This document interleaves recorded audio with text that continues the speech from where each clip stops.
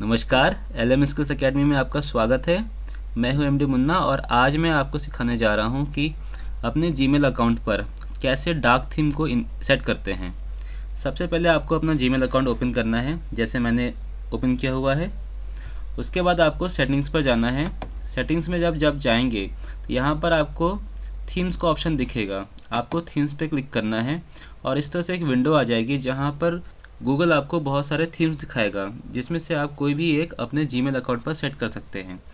यहाँ पर आपको ऊपर कलरफुल दिख रहे हैं, आप नीचे आ जाइए और यहाँ पर देखिए एक डार्क का ऑप्शन दिया हुआ है, आपको इसे क्लिक करना है।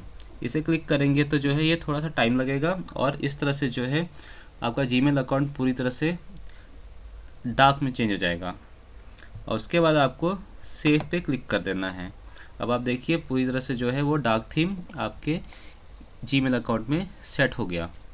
अगर आप चाहते हैं कि ये डार्क थीम हटा दें तो आपको फिर से यहाँ सेटिंग्स पे जाना है और थीम्स में जाना है, और यहाँ आने के बाद आप कोई भी और थीम सेट कर सकते हैं, या फिर यहाँ पे डिफ़ॉल्ट ऑप्शन है तो आपको यहाँ डिफ़ॉल्ट थीम दिखेगा। आपको इस पर जस्ट क्लिक करना है और कुछ ही सेकेंड्स में जो है ये डिफ़ॉल्ट थीम सेट हो जाएगी और आप इसको फिर वापस सेव कर लेंगे।